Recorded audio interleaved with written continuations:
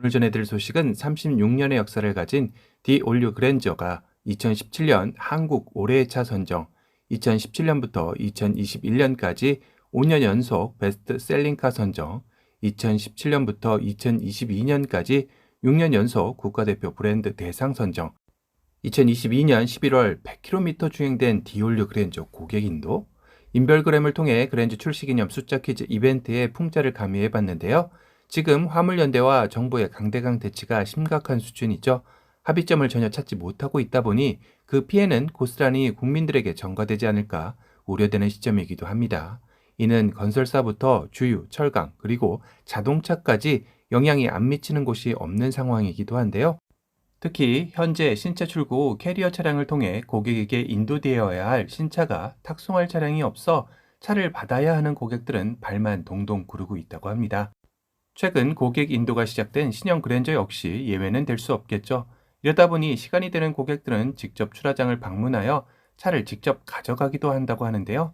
그나마 이는 다행이지만 이마저도 여의치 않는 고객들은 현대차 직원이 직접 차를 운전해 옮기는 로드 탁송으로 신차를 받고 있다고 합니다.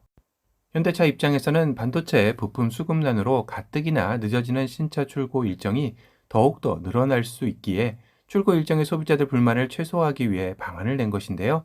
문제는 출하장과 가까운 거리의 고객들이 돼서는 문제가 없겠지만 거리가 먼 곳의 경우는 신차의 주행 누적 거리가 100km를 넘는 경우도 발생한다는 것입니다. 거기다 이런 신차를 받기 싫다고 거부할 경우에는 순번이 뒤로 밀리고 로드 탁송을 동의한 뒷순번 고객에게 해당 차량이 인도되기에 결국 순번 또한 무의미하게 되는 경우도 발생하고 있다고 하는데요.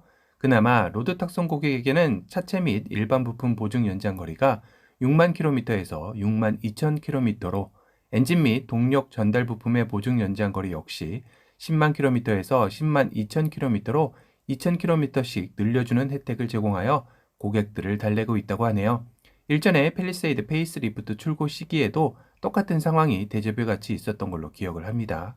그러다 보니 현대차는 11만 대 기약의 신형 그랜저의 신차 효과가 이로 인해 반감되지 않을까 노심초사하고 있다고도 하는데요. 실제로도 당시 팰리세이드 페이스리프트의 출고가 지연되면서 계약 취소 사례가 늘어난 경험을 하였기 때문일 것입니다.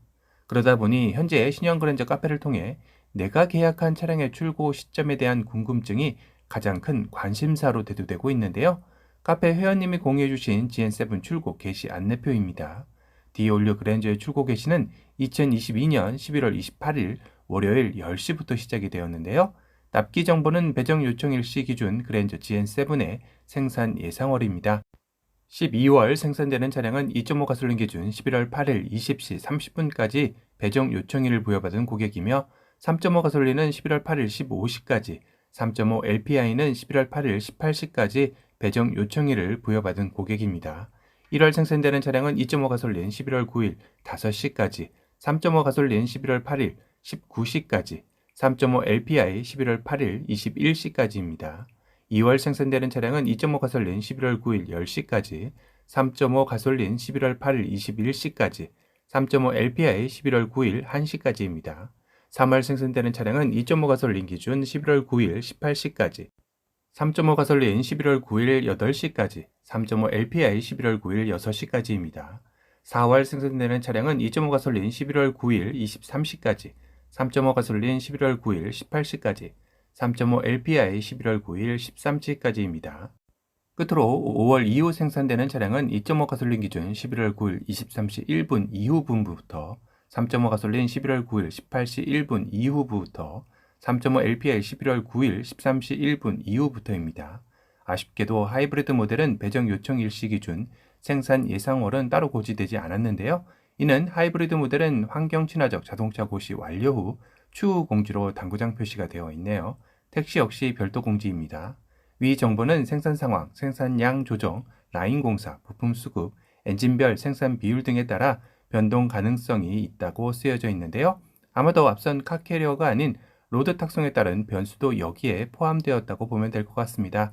아무래도 로드 탁송을 진행하다 보면 공장에서 생산된 차량들이 원활하게 소비자에게 전달되지 못하다 보니 공장 창고에 재고로 쌓이게 되고, 이러면 차량을 생산해도 놓아둘 곳이 더 이상 없기에 다음 차량을 생산하는 물량을 줄일 수밖에 없는 상황에 직면하게 되기 때문이죠. 화물연대 파업이 장기화되면 될수록 더욱더 출고 지연은 심화될 수밖에 없는 상황인 것 같습니다. 또한 이전 영상에서 알려드렸던 신형 그랜저 디지털키 2 관련 아이폰과 애플워치의 인증이 예상보다 시일이 소요되고 있어 아직 삼성 갤럭시 스마트폰으로만 이용 가능하다고도 되어 있네요. 그런데 11월 8일 20시 30분이라는 게 계약 날짜를 의미하는 것인가요? 아님 컨버전을 완료한 시점을 말하는 건가요? 하고 궁금증을 가지실 수도 있을 텐데요.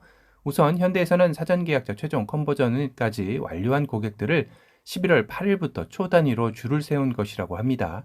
다시 말해 저기 나오는 배정 요청일 기준으로 생산월을 계약한 도표인 셈이죠. 나의 배정 요청일은 계약하신 담당 카 마스터님께 문의하시면 초 단위까지 알려주신다고 합니다. 그걸 들으시고 이 표를 보면 내 차량이 언제 생산될지를 알 수 있는 도표라고 보시면 됩니다.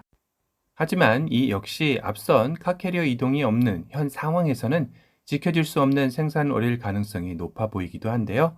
결국 화물연대와 정부가 조속히 합의에 이르는 경우의 수밖에 해결책이 없어 보이긴 합니다. 더 이상 피해가 누적되지 않게 원만한 합의가 빠르게 이루어졌으면 하는 바람이네요.